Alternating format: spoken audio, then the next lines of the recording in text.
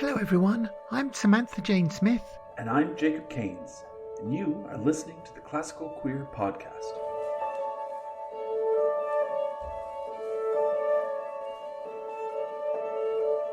Join us as we listen to queer classical music from around the world, talk with composers, and explore the wonderful, diverse, and growing repertoire of LGBTQ musicians.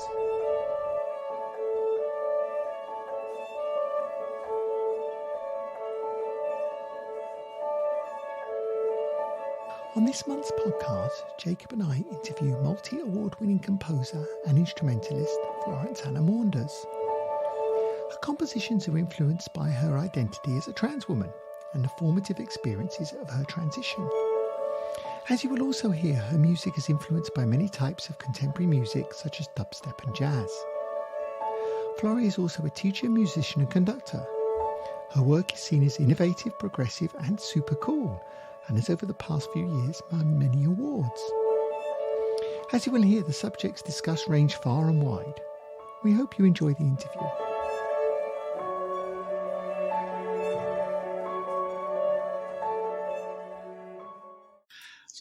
Welcome everyone. This month we're talking with award-winning composer Florence Anna Maunders.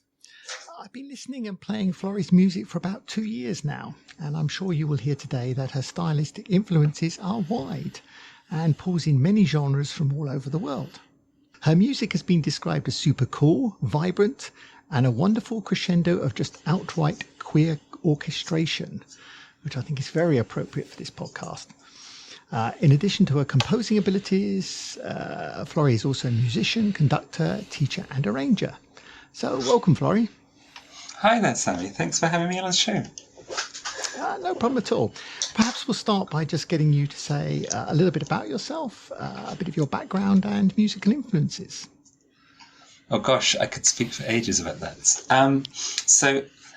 As Sammy said in her lovely introduction, I am a composer. I write music, which doesn't quite provide a living on its own. I also teach, I perform, I'm conducting, I'm arranging, and writing about music. So a whole range of different activities. Composing is really kind of the most essential part of what I'm doing musically though. So the music I'm writing is the way I express myself artistically. It's kind of like when I introduce myself to people and they say, what do you do? Then, that's where I start. I say I'm a composer, and then everything else is kind of secondary to that and supporting that as my main thing, really. I've had a bit of a journey to get here, though. I did study composition. I went to the Royal Northern College of Music. That was now quite a few years ago. After I graduated, I lived for a time in Germany, and I worked in a number of different careers. I worked in science. I worked in different industries, IT. I trained as a teacher. I did electronic music production and conducting and all kinds of things. I sort of avoided composing up until around 2018. And then I returned to it and had this big kind of dramatic change in my life. It's kind of interesting. I think everybody we've had on here, that one of the first things they say is that I'm a composer, but it doesn't make enough money to be a composer. I think that's kind of goes with the territory, really. And I should also say that also is true of any country too. It's not even like we have all the UK people saying that they can't make it a full-time living as a composer. Unfortunately, it is every country.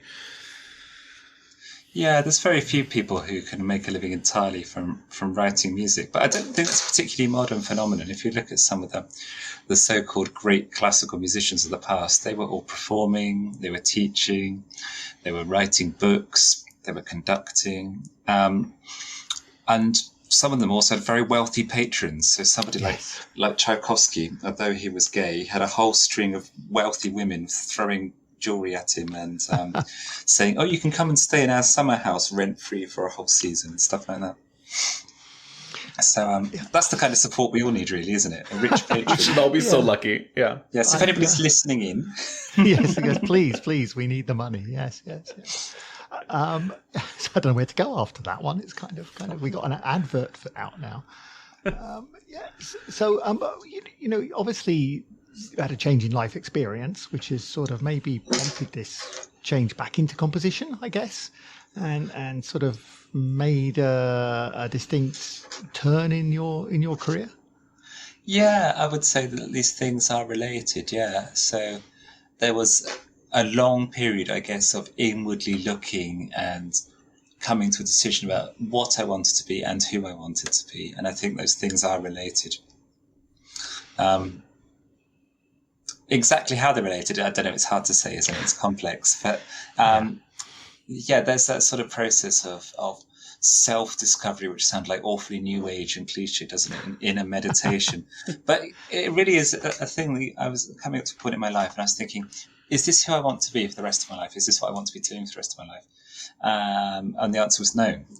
So I bit the bullet and made some changes, basically. I think that's quite is it common? It's a common theme, I think, in queer community, I would say, to actually internally look and see who you are and who you want to be. It seems to be a relatively common thing to at least everyone we've talked to, I guess, and personally as well, I think. I mean, obviously the queer experience is massively diverse. It's a kaleidoscope of different experiences, but there is a common theme. Everybody has a coming out story. Everybody has this moment of realization. Everybody has a point where they made conscious decisions to change their life in some way. And I think that is like the one constant across the whole queer community, because everybody's stories are so different and so diverse. But that is like the one shared thing, which I suppose is something maybe that a lot of people outside of queerdom have not necessarily experienced. I mean, the act of choosing your own identity and making a deliberate choice it's very liberating, isn't it? And what's the word I want to use? It's very scary. I found. Yeah. I mean, it's liberating and scary and fantastic and worrisome. It's for me, it's quite a tension between the two things about getting it right. It's one of those things that's kind of scary until you do it, and then it's never as bad as you thought it was going to be.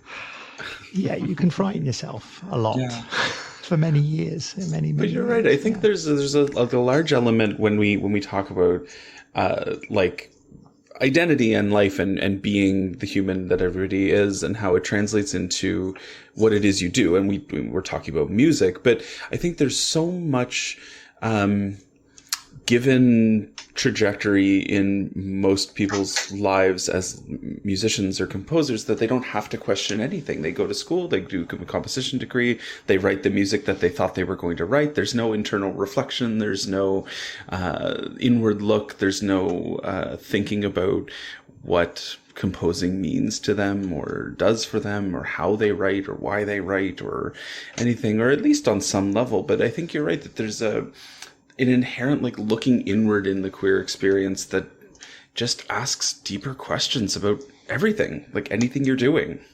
Yeah. I mean, there are some composers, I don't want to mention anyone's names here, who do seem to have, at some young age, decided what kind of music they want to write, and they're going to keep writing for their entire career, and they're very successful doing that. Mm-hmm. And I suppose they're popular for the same reason that branded products are popular. You know exactly what you're going to get when you open the packet. And that is a perfectly reasonable way to make a living as an artist. Though these guys are also still performing and recording and touring and teaching on the whole. But that self-searching, looking inwards is definitely something which a lot of composers are doing, though. I think there's probably a difference between composing music and just writing music. Mm. Which is very difficult to define, but there's something about the way in which you approach the sort of assembling of sounds. If you're doing it in a kind of creative, experimental way, or are you just kind of recreating something that's been done before? I suppose there's a difference between like an artist who's trying to explore new ways of painting, and somebody who's basically doing those wonderful reproductions of old masters. Painted by numbers almost. Yeah, fantastic painting technique, beautiful painting technique, great technical skills. But is this really art, or are they just recreating? I don't know. That's a really deep philosophical question, isn't it? Yes. We like to start with deep philosophical questions. It's a good place. But you're kind of right, because I think one of the things that I found, not being a musician, but talking to musicians here, is this this way of composing, which is quite, what's the word, challenging. I mean, it's the music that I hear from composers like yourself, and that challenges you to be thinking about yourself and challenges about the world around you, which is a lot different from the people do music by numbers, or copying music, or sounding like Bach, or making out something like that. And I think that for me is quite a difference, is being made to think about the music. Yeah, there's really kind of two trends in that as well, because some composers are writing music to make us think about things beyond the music. So the music kind of speaks to us about the human experience, or emotions, or historical or current events, or political opinions. Or, the music's got some kind of message to deliver. And some people are writing kind of like absolute music. It's music which is about sounds. It is about the way in which different frequencies are being combined on different instruments. And both of those can be quite difficult for people to access sometimes without sort of some extra musical explanation. So something that maybe I try to avoid in my music, that, it should be able to be understood without a lecture beforehand. No Cliff's Notes, Yeah. I mean, it's kind of interesting, because I think when I talk to people who are listeners of music, you find there are what I would call superficial listeners. They kind of have it in the background. Mm-hmm. And then there seem to be listeners that really think about, when they hear the music, they want to try and understand it, and they want to try and get to behind where the composer's coming from. So I kind of think there's like almost two different classes of people you're trying to appeal to, I guess. Yeah, I mean, I'm not sure who I'm writing to appeal to as in terms of listeners. I think generally my first listeners are always the musicians themselves. They're kind of the target audience of my piece, of the people that are going to play it. I mean, they're the ones that are going to spend most time with it, rehearsing and recording and performing it over and over. And if people like to listen to it too, that's kind of a bonus, I guess. I mean, I think the main thing is whether or not it actually makes people feel things, or makes people react to it in a way. Yeah. I mean, you can react. You can say, I don't like that piece of music, but at least that's a reaction, if you know what I mean. Absolutely. I mean, there's really kind of like two completely different flavors of reaction you get as a composer when you're talking about your music. And it really depends how closely someone's been listening to it, I suppose, and what kind of listener they are. Like you say, some people are more superficial listeners. So the reaction I hate is when somebody talks to me about some music that I've written, and they've heard a performance or listened to a recording, whatever. They come and talk to me, and instead of talking about the music, they talk to me about themselves and their reaction. It's just like, I've come to talk to you about your music, and then they actually speak about themselves. And I liked it. It made me feel this. And, they put themselves at the centre of that musical experience, which is really interesting. And then the other kind of listener... I'm just going to change my notes here for the music later. And then the other kind of listener will actually kind of come and ask me some questions about the music. And they'll talk about, rather than their opinion, they'll talk about actually what they heard. It's like, you were really listening, weren't you? And that kind is so rare. But when somebody comes to speak to me about the music, and they talk about like the actual timbres and the textures and the combinations of sounds and the rhythms and the influences, it's like, I'm kind of, what's the word? A bit struck by the attention they must have been paying. Yeah, they were really listening to my music. I'm kind of flattered by that. And they've come to talk to me actually about the music. But that's super rare. People never do that. when they do, it's Well, really remarkable. I think you're going to get both reactions here. I'm going to do this is how I felt, and I'll leave it over to Jacob to talk about the timbres and all that kind of thing.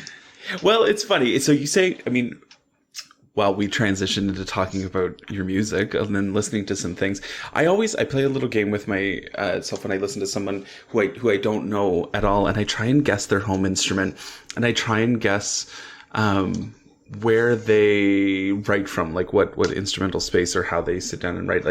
And so I have 2 questions for you to start before we start listening. You are a percussionist, yes? Oh, I want you to guess, really, I think. I don't want to spoil your game. I feel there's like an intense rhythmic drive. It's so rhythm forward towards anything. And not that percussionists don't have to write from like a rhythmic forward place, obviously. But in all the percussionists that I've worked with, it has held true that they have a much deeper understanding of meter and rhythm and how things can groove and how things can settle into a vibe. And so that's my first question. I am a percussionist, yeah.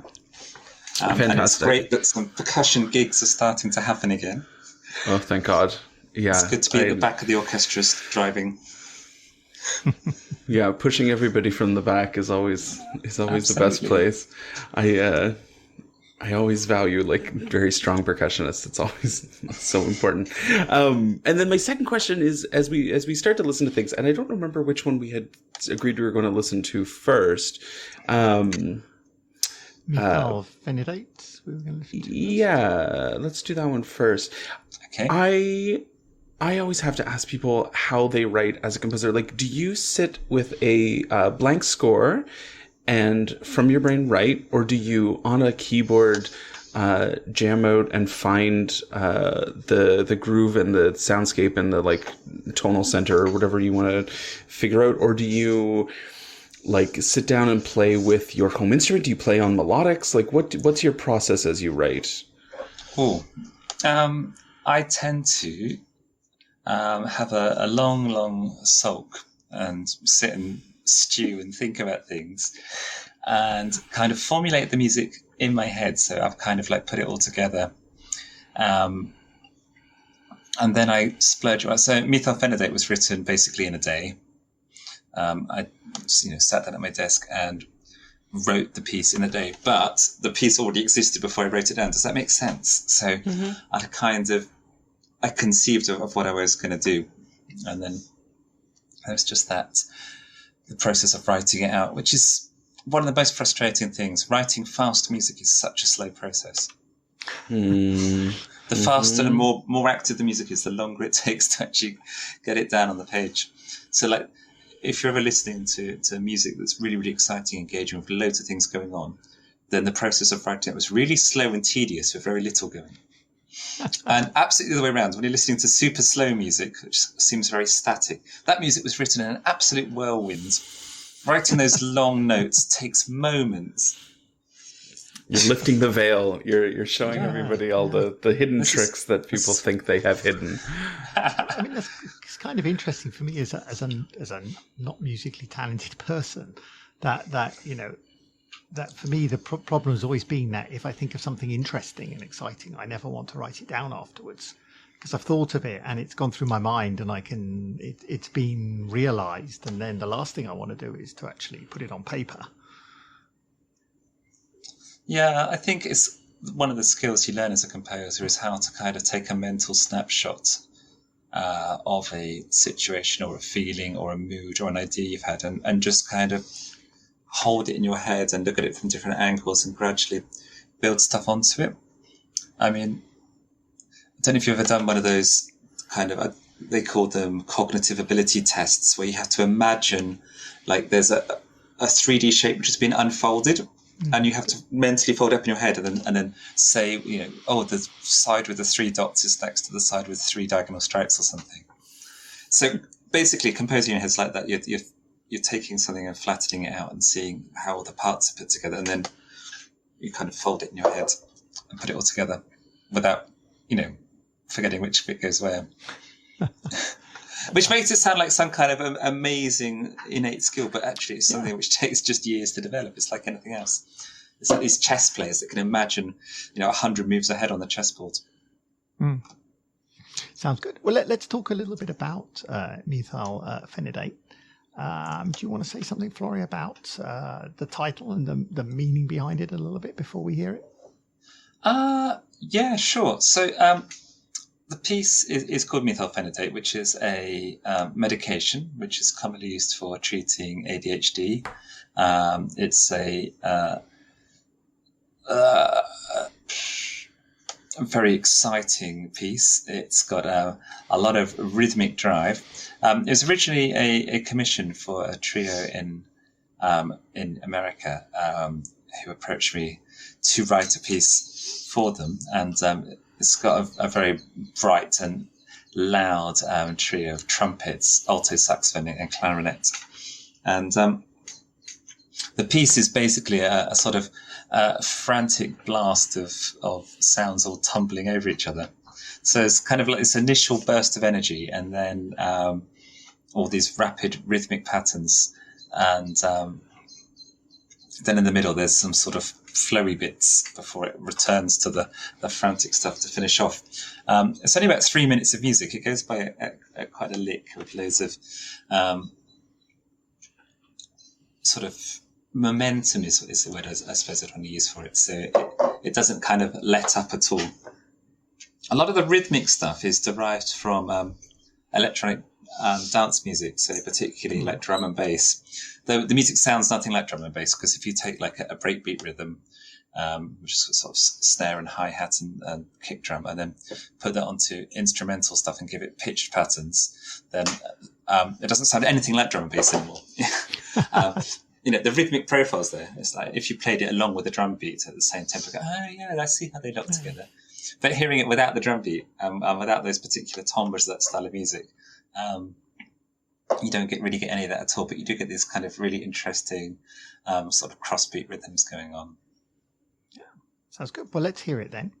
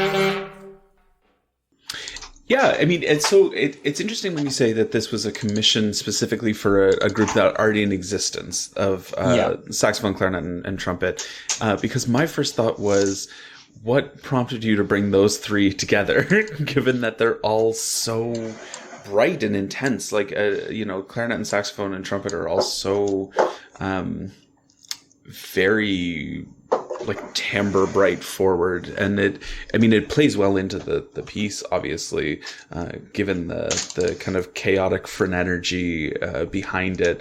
But how do you find writing for that trio? Because it was kind of gifted to you, that trio. Yeah, I mean, it's the kind of group that I love to write for. Really, it's bright, it's exciting. I love writing for woodwinds and brass. Actually, I love writing for pretty much everything. But one of the nice things about writing for clarinet and saxophone and trumpets, they're all very agile instruments. They're very incisive. Which is one of the great things about writing for percussion as well, is that you always get a very good attack with percussion. You never get the soft sort of squidgy start into a sound. It's always, every sound starts with this transient thump of some sort. And you can get some of that as well with wind instruments. You can get them to attack the notes, the staccato articulation, and so on. And as a trio, they actually work very well together. It's kind of that sort of horn section-y sound. So trumpet and saxophone. Very often we find them together. There's a lot of sort of bebop stuff with these unison lines, like Dizzy Gillespie and Charlie Parker, just like unison was tenor saxophone and trumpet. Putting the clarinet in there too is just like an extension of that sonority. They do blend really well. And all three, I think that the thing that maybe makes it work so nicely for a blend is they do surprisingly have a wide range in all three. Like, they're not actually that narrow. When you think of, they're bright, but there is actually a low and a high end in kind of extremes on all three. Yeah. And the clarinet is actually surprisingly kind of the base of the ensemble. I mean, you wouldn't think like the smallest instrument is actually able to go the deepest, but the low notes on the clarinet really do provide a very satisfying low end. So there's quite a few points in this piece where the clarinet's got sort of a low rippling part, with the trumpet and the saxophone sitting on top. And then the saxophone and the trumpet are kind of stabbing patterns in the middle register with some screaming clarinet over the top of that. I must admit, I'm going to say something about how I felt about the piece. No, please do. I mean, the thing for me, I mean, first of all, it was, as you say at the beginning, it was quite frantic piece. I mean, it was certainly the beginnings and end made you were very energetic. I don't know, they were almost like hyper. It felt like you were. You were on some drugs or something, it made you feel kind of, not that I've ever done that, but it made you feel kind of course, nobody's ever here has ever been on that, but it made you kind of feel you were like really sort of, just wanting to burst sort of thing, which was kind of interesting, which I guess is part of the meaning behind the title and the backstory, I guess. Yeah, absolutely. But the middle bits. Yeah, so that was kind of the interesting bit to me. It was kind of like it did this sort of like thing bit, and then suddenly it went like it was almost like you come off it. It was almost like you'd sort of like, oh gosh, I'm almost exhausted of that, in a way. And it kept you moving through, but it was kind of like it sort of brought you down, and then it came back up again for me anyway, and then it was like the frantic end again. Yeah, I'm a big fan of this sort of repressed energy, like a cat just twitching the tip of its tail. It's still full of this coiled tension. It doesn't let up in terms of the harmonic tension. The music's still very rapidly moving, but the music's really squashed. So there's the high end is in the middle, and the low end is up in the middle as well. So it's in a very narrow sort of range of pitches in the middle voices of the instruments. And the dynamic level is reduced right down to almost a whisper through this middle bit. So though the music's still moving very rapidly, it doesn't have so much aggression. Yeah. And also the music's, I've taken out a lot of the rests from the music, so it's much smoother flowing lines. But the opening bit is really, it's fragmented. It's it's lots of gaps in the music, which give it this real percussive attack to the sound. But the middle bit is just lots of kind of long flowing la la la la la la la la la la la la. It's all legato. Yeah, which I think is, for me, made me feel like I was come off a plateau, as it were, off the frantic. It still moved, but it was off the frantic part into a little something respite. a bit more. Yeah, a little respite again. We're taking a breather here, but. Yeah, and another way I like to achieve contrast, and I think we'll hear this in another piece as well, is rate of change is really, really interesting, because as listeners, when we hear music, we very, very quickly become accustomed to repetition. A lot of music's based on repetition. We hear a sound and we immediately hear it again, and we hear it again, and we become, even in the strangest, most unusual music, if it's using repetition, we feel at home. It gives us some kind of sense of knowing where we are, and we can predict what's coming next based on what we've heard before. So a rapid rate of change with introducing new ideas makes the music very on edge. And when you hear this middle section, it settles into the same kind of musical texture for about 45 seconds, a minute or so, without any rapid change. It's another reason it feels relaxed and not going anywhere, because the rate of change has basically become zero. Because I guess if you took that middle bit out and just heard it's on its own, it wouldn't sound as relaxed. I mean, it would if it was just like on it, if you're taking that snippet. But the fact that you've had this high tension either side of it has made you feel like you've come down into that, even though it's in itself, it's still moving on. Absolutely. It's like when you're painting and you put very bright colours next to dark black or bright white to really draw the contrast out. Yeah.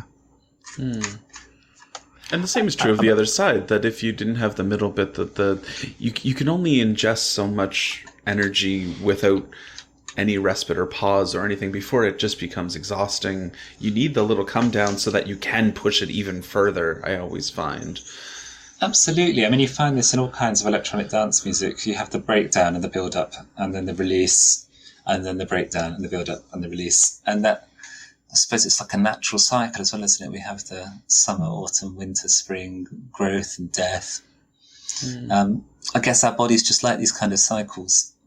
I must admit, when I listen to it as well, I mean, I kind of have quite a visual image of music when I hear it. I kind of have images. And the one that came to mind, and you may or may not like this, is the beginning part of it actually sounded like, to me, it would go really well with a film like Psycho. Yeah. If you know what I mean, it actually sort of had this feel of like something almost like, a psychotic drive to it. At the beginning, and it was like, this is intense. There's something really going to happen here. There's something really, terrible, and it's going to drive forward, and it's really going to push it, and this kind of thing. And then, of course, it went down again, which released that tension. But that's my visual image, and that may not be what you're aiming for. But it was I kind of had this, like a film, something like that, a dark sort of, relentless kind of film. I mean, I do tend to compose quite intuitively, so I follow the way I feel it should go. So, when I build up tension, I feel it should release.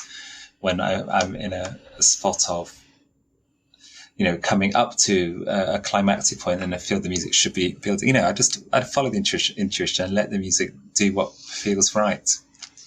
I wouldn't like to listen to a piece of music myself that felt wrong. And yeah. I want this particular emotional effect. I'd like to say there's some kind of science behind it. Like it's about the golden section ratio, but really it is kind of just an intuitive thing. It's like the music needs to relax a moment here, and it needs to kick forwards again here. Yeah. So maybe going back to how you write this, because we talked about this. So and maybe I didn't quite get it all, but do you? So actually, when you start to write and you're starting to put this down, starting to get this in your brain, do you hear it like, okay, I know where it's going to go all the time, or do you start and you go, okay, this is this. Oh, now it needs to go here. Now it needs to go there. It's a combination of both. It's probably a bit more of the former. So I have the overall piece in my head, but it's like when you're telling a story, and the beginning and the middle and the end, and all the names of the characters and the incidents happening on the way. But each time you tell the story, you might phrase things slightly differently, or and then when you tell that story again later, then you think, oh yeah, I'll keep that bit in. It's that sort of oral tradition, I suppose. I do a lot of storytelling, and I guess maybe when I'm writing music, I'm doing it the same way. I know the story, I know how it goes, but in this particular telling of it, it comes out this way. And sometimes it's like a little minor character who ends up having a bit of a cameo. That's kind of fascinating, really. I find it fascinating to see the similarity between writing a novel and the music. I've never really thought about that, I guess. Yeah, I think composing music and composing text is very similar human activity. So when you were writing Transmission One, excuse me. Yeah. This was part of it was another commission, I'm guessing? Yeah, this is with a group called the Brass Project, who are based in New York. And so they asked for like a length of piece with a vibe. What was the commission? Well, they had a call for proposals. They were looking for people to work with, and I actually had a proposal for a piece which I'm still working on, actually. But this is kind of an interim thing because everything got postponed and knocked back because of this whole COVID thing. And they said, "Do you have anything that we could record with our parts separately? Just a little thing we could play while we're all locked in our little apartments in New York." So I wrote them an in-between piece called Transmission. It's kind of like multiple play on words sort of thing. So I was transmitting it to them across the Atlantic, and they were transmitting it to each other. But of course, at the time, we were talking about transmission rates from the middle of the COVID pandemic. But the way the music's written is also like the transmission in a car, so, in the gearbox. So it's got like different musical processes happening at different rates.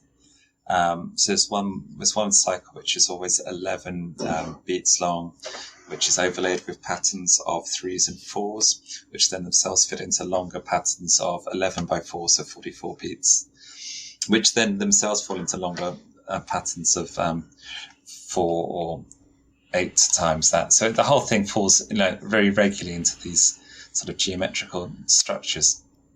You probably don't hear that when you're listening to it, because when you listen to it, you just hear that everything kind of falls into place exactly where you want it to. But it's, like I say, about this whole thing of repetition and building up expectations. So maybe it's subconscious. Yeah. I mean, this piece for me was really brought out the rhythmical side of things. For me, this one was really the one. I mean, when I was listening to it, I was thinking about who it sort of kind of reminds me of a brass version of something that Steve Reich might write or something like that. It's kind of got this sort of rhythmical, pattern there, which is kind of really fascinating pattern, and you kind of want to keep listening to this pattern because it's there. And that was kind of I thought brought out your percussion rhythm background really, really sort of well for me. Yeah, I would go with that. The music of Steve Reich's been a very big influence to me, actually, through my career. I think that his music is great. I love listening to it. I love performing it. I love talking about it and playing it. It's great. And the way that just simple interlocking patterns combine to make something really complex and interesting is really what's going on in Transmission. Some of the patterns are very, very simple. There's a 3-note motif, which is one higher note and 2 low notes. It's like da da da da da da, and then these are chained together, da da da da da da da da, like in these all being passed through the sextet. And then there's a sort of chorale phrase, which is sort of got this uneven. There's I'm trying to remember what it is. It's like a 9-beat note followed by a 2, followed by 6, followed by 3, followed by 1. So it's like 1, 2, 3, 4, 5, 6, 7, 8, 9, 10, 11. 1, 2, 3, 4, 5, 6, 7, 8, 9, 10, 11. So it's this kind of this uneven thing. So it does sound uneven. When you put the 3s against 11 don't go. So you end up with notes left over. So the 2 patterns move in and out of sync of each other. Yeah, I mean, that sounds something like Steve Reich. That sounds exactly what he would sort of, I guess, and that's why I guess the similarity. Before we go on, let's take a listen to it to see if the listeners can recognise. See if they can hear those patterns coming in and out of sync with each other. There will be a test later.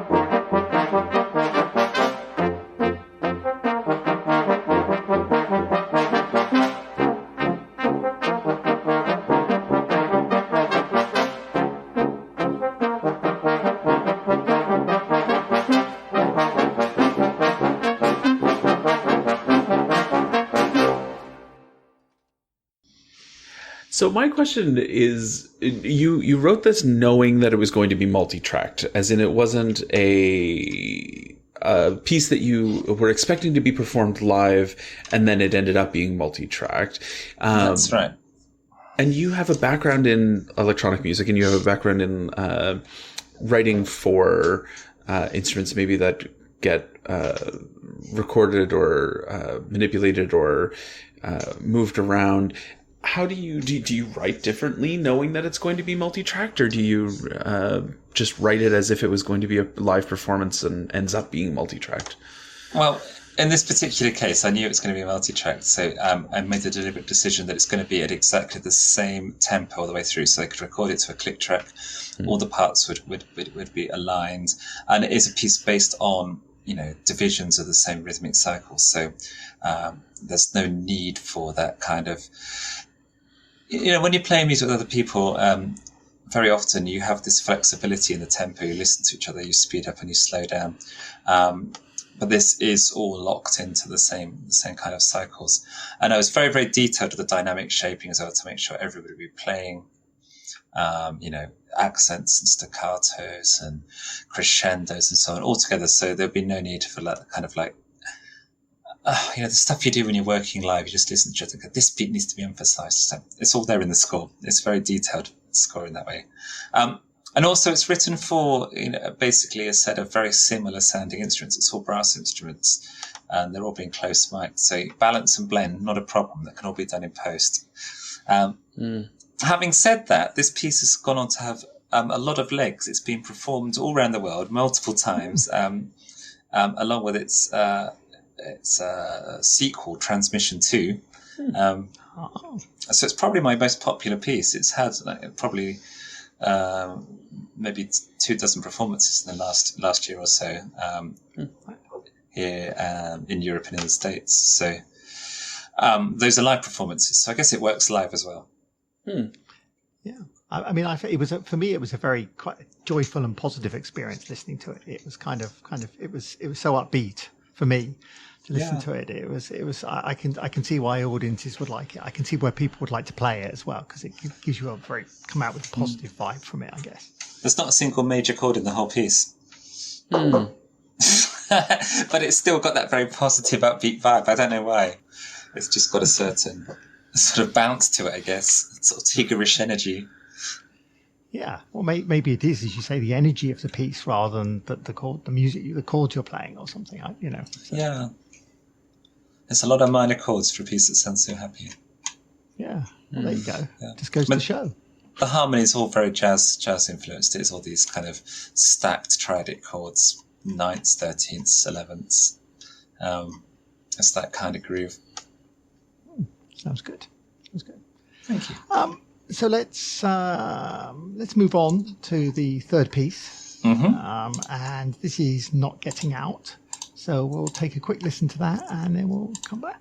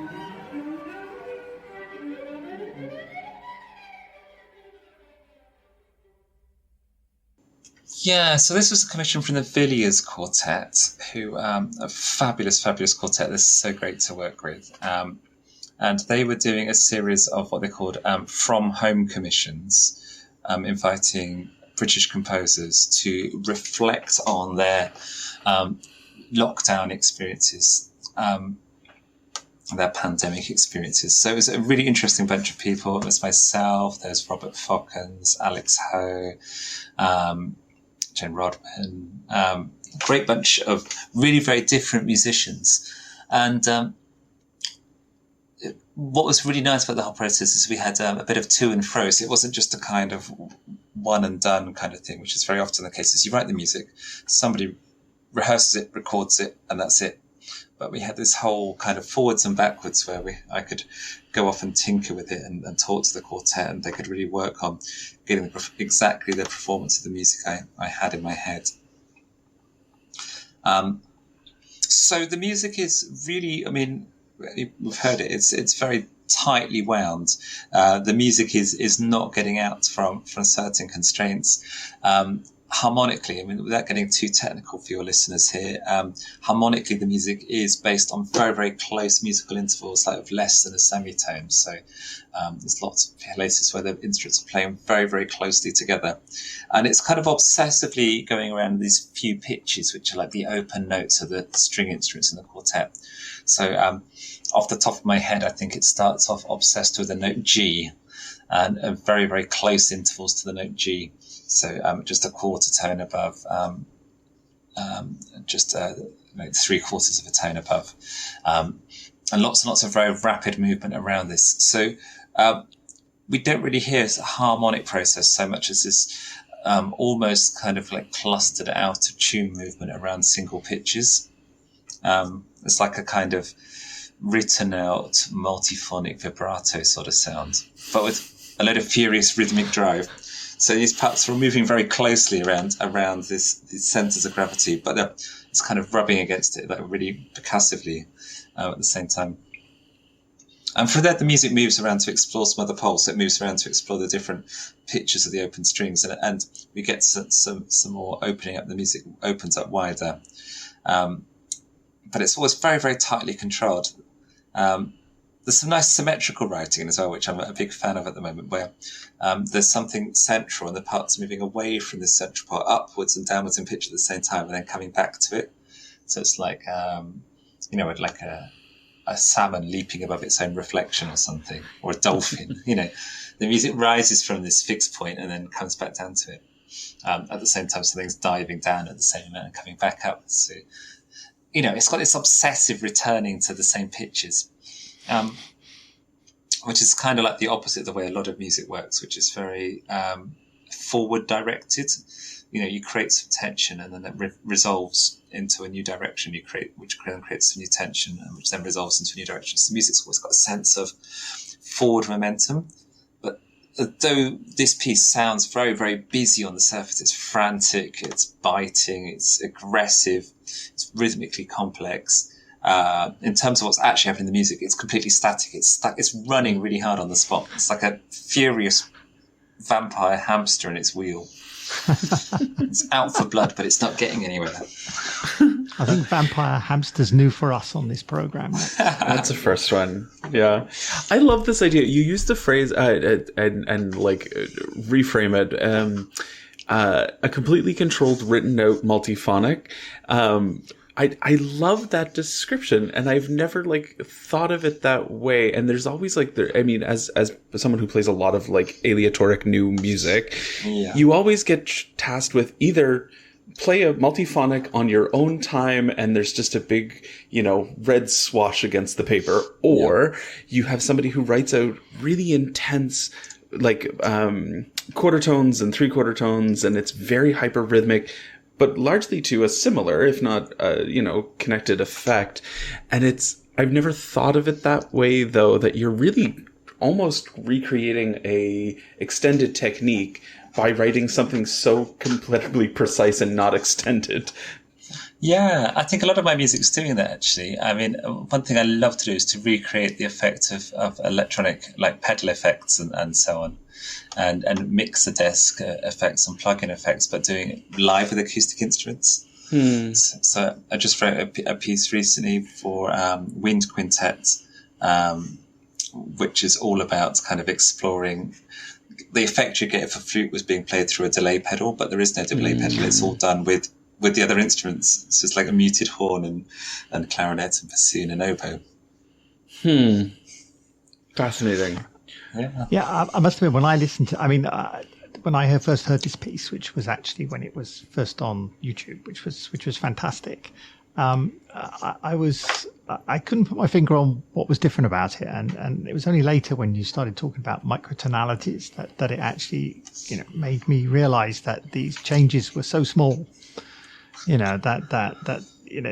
As you say, it wasn't harmonic, I guess is the word I'm looking for. It was kind of these little changes that were going on, and that was kind of new to me, I guess. I mean, it's somebody who doesn't, understand microtonality very well.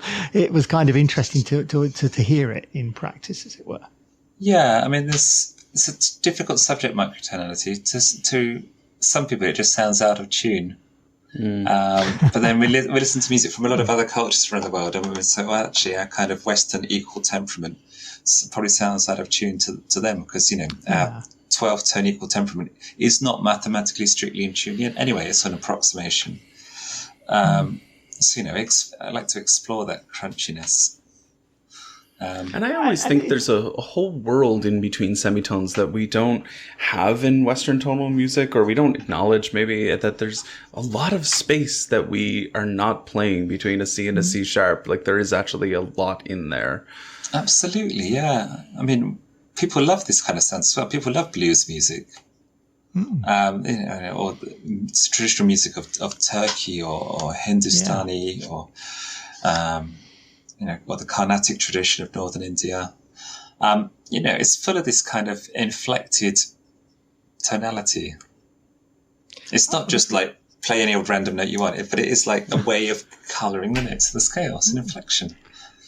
It's interesting. I was reading something recently about oud players. Yeah. And from different parts, and they all have, each sort of group in an area has their oud tuned to slightly different microtones and all this kind of thing, and you can recognize who plays it by how they've got their oud tuned and this kind of thing, and it kind of makes you realize there's a lot more to Bach and Beethoven, if you know what I mean. It's kind of like there's a lot more things out there which we just don't hear very often. Yeah, I mean, if we were to go back in our own musical history, like just 100 years ago or so, we hadn't agreed like what the pitch of A was, for example. So you have some great stories about like the first touring orchestras. So like a Russian orchestra turned up to play in the Albert Hall, and they were playing almost a tone away from the English concert pitch at the time.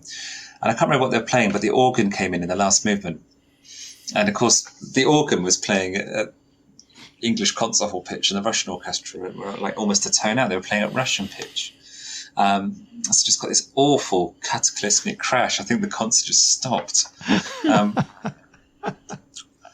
But it's only really a very recent thing, this sort of standardization of tuning. I mean, we read, writers from the 16th, 17th century writing with different characters of different musical keys. Because, there's a difference between an E flat in E flat major and the D sharp of E minor. It's the same note on the keyboard, but colours the scale in a completely different way because they were tuned and sung differently. People would make a difference between these things. We've kind of, homogenized it. We've taken all the fun out of tuning. Yeah, that's interesting. But there's no perfect solution. If you were to try to perfectly tune a piano so like all the fifths are in tune, then all the octaves would be out of tune. If you tune it so all the octaves are out of tune, then all the semitones are an approximation. There isn't actually a way to make it so it's perfectly in tune. It's just as close as we can get it. You kind of wonder if Bach came back today and suddenly listened to the piano, whether he'd actually recognise it and think, okay, that's actually right, or whether that sounds just out of tune to him or something. Yeah. Well, it's kind of something which was happening in his day was the invention of equal temperaments. So, his father would have probably, said, oh, this doesn't sound so great. And his children would have been, son? What are you doing? Yeah. Terrible. And his children would have been brought up in a world of this new equal temperament, but he was this sort of transitional generation in between. It's kind of interesting, yeah. The thing that I was amazed about the piece as well was the musicianship in it. Oh gosh, they're so good, aren't they? Yeah. I'm a big fan. Yeah, I mean, I saw them doing this, and I was mesmerised by, first of all, what they were doing and the speed, and not playing an instrument to any standard. That was just kind of like amazing. But how difficult is it to play this kind of microtonality music in such a frenetic way? I mean, I guess they're all coming back to as you say, it's a very narrow region they're working in, but the differences make a difference, if you know what I mean. So. They do. So, normally when you play violin, you have these different, positions, first position, second position, and so on, where the fingers are coming down like a semitone or a tone apart, depending on the scale shape you're making. So for a lot of this piece, they're actually using a kind of like quarter position or a half position. So the fingers are in a fixed shape, moving to different strings. So once they've found it, they're moving that same finger shape. So it's a kind of a new finger shape for the violinists and the cellists, but they're moving that same shape then across the different strings. So it does actually fall under the fingers really nicely. Right. Okay. Kind of unexpectedly. So, once they've played it and they got used to it, it's like, oh yeah, this makes sense.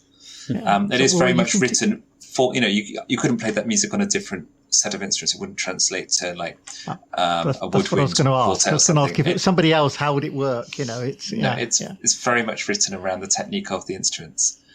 So it is written as string quartet music. It would be something that would keep me up at night as a clarinetist, that if I were looking at that at the speed and at the ask, as we say, it would be something I would toss and turn over and try and figure out how it would be possible, for sure. Oh gosh, it just doesn't fall under the fingers on the clarinet at all. No. But on the violin, on the viola, on the cello, surprisingly it does. There's some very great, very flashy patterns, which is just moving the same finger movement across the four strings. So it's just repeating the same finger movements 4 times going across the 4 strings. It sounds amazing, but it's actually quite straightforward. Oh no, that's sort of ruined it now, because I thought it was some sort, No, the trick is doing the straightforward thing and making it sound good. Though, I mean, if you look at Mozart's music, it's all just scales and arpeggios. They're very, very simple. Yeah. Everyone has to learn them. Making it sound good, though, that's the challenge. That's the difficult challenge. Yeah. Mozart. I mean, my wife plays a bit of piano, and I always used to say, when you listen to something like Bach, which sounds, that sounds kind of easy, and she goes, "Oh yeah, sure." It's like it's not terribly difficult, but making it sound great is really, really tricky. Oh yeah, Bach's a huge trick, really, isn't it? It sounds simple, it's really hard to play, and then Mozart's the way around. It sounds complex, It's actually really easy to play, and then really hard to actually make it sound good. Mm-hmm. Now, the thing that I wanted to mention as well, the things that for me brought all these 3 pieces together. Mm-hmm. For me was this, and I guess it's not surprising, the rhythm of all of these pieces. I mean, they were all tied in a way by a rhythmical background, if you know what I mean. I do, yeah. Yeah, so I mean, the common feature, if you like, when I listened to them was that there is this very strong sense of rhythm in the pieces, and very much for me seemed to be driven by it. Yeah, rhythm is really kind of central to my practice as a composer, I guess. A lot of my music dances along. It has a sense of pulsation, sense of groove. Some of that is to do with rhythm. And some of that is to do with kind of phrase structure, repetition. And some of that is to do with that kind of mysterious sense of groove, which is really about, on the, most basic level. It's about making some notes louder than the others and emphasizing some elements of your rhythmic grid. So, I think that's kind of like something I'm really focused on as a composer is thinking about the music happening as a series of points in time, and some of those points in time are more interesting than others, and you want to just push them or pull them or prolong them or cut them short, or this is the point where the harmony moves, or this is the point where the harmony doesn't move, and that's where you get a sense of rhythm, a sense of groove. Interesting. Yeah. I mean, it is kind of fascinating because, a lot of music you get nowadays, or at least I get to hear from people submitting music and listening to music of modern composers is not rhythmical.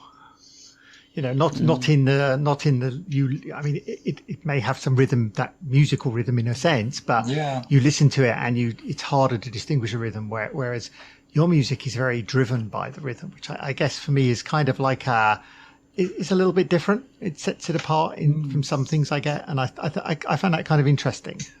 I think all music has rhythm. It's just like how is that rhythm being expressed as part of the music? And you're right. For me, my rhythmic elements are kind of a foreground thing, and I think there is a trend in certain kinds of composition to obscure the rhythmic underlay, to not make it clear what any sense of pulsation or beat is. And it's, that's the difference, I suppose, between like a technical drawing that shows you exactly how the parts fit together and a watercolor painting, which does its best to kind of blur and obscure. There's a lot of composers who are very influenced, I guess, by impressionist painters. And they want that kind of smudging together and lack of clarity of where the pulse falls. Some of this music is deliberately so. There is no stated pulse. There's lines on the paper where things have got to align, and then it's kind of up to the players to sort of feel their way through. So it's got this sense of sort of floating and timelessness, which is very attractive. I quite like the kind of music where you kind of tap a body part. Does this actually? Do you think this reflects your life in a way? Do you think your music reflects this sort of rhythmical order? I guess maybe that's not the right word, but you know what I mean. Do you think that is a reflection of you? Just kind of curious. Oh, probably, yeah. I think I'm a bit of a control freak in many other areas of my life. So, being in control of the rhythm like that and saying, it has this particular groove and it's accented here and it's this speed, and, that sense of clarity and order is kind of like something that I embrace in a lot of areas of my life. You should see my bookshelves. The record collections in alphabetical order and by I don't know, by color. Bookshelves in Dewey order. I like to sort by colour, yeah. Okay. Because then it's like, I can't remember who wrote it, but I know it's got an orange spine. I've seen it around. I think we tell a lot by looking at each of our book collections and how they were ordered. So it would probably tell us a lot about each other. So, yeah. Well, Jacob, do you have anything else at the moment? I don't. I think I'm just so happy that we were able to have a chance to listen to music today and have a chance to hear your thoughts around how you write and what you write and the songs that we had the chance to listen to today. What's next for people to listen to? What other commissions do you have on the go? What other YouTube things can people listen to? Or hopefully, God willing, live performances at some point? Oh gosh, what's coming up soon? I'm working on a new commission for Skipton Camerata, who's just one of Yorkshire's wonderful local professional orchestras. Something we've been wanting to bring to fruition for about a year now. So a very, very exciting piece I'm writing for them. I've got a piece of mine being performed and recorded by the Orchestra of Opera North coming up soon, which is one of their minute masterpieces they commissioned. I've just completed writing a piece for Fulham Brass Band, which is part of Sounds of Music's Adopter Music Creator Programme. So Fulham Brass Band have adopted me for the last year or so. Oh, wow. And I've been working on a piece with them. I've got a great, really, really exciting piece that I wrote for Rare Scale, which is an ensemble of Carla Reese and Sarah Watts, who play big flute and big clarinets. So a great duet I've written for them that they're recording.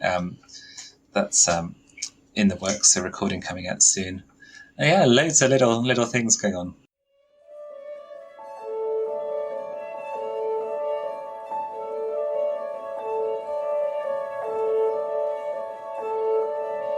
So that's all for this episode. You've been listening to the Classical Queer Podcast, and Jacob and I look forward to being with you next month. The incidental music is courtesy of Jared Miller, and the show was produced by Samantha Jane.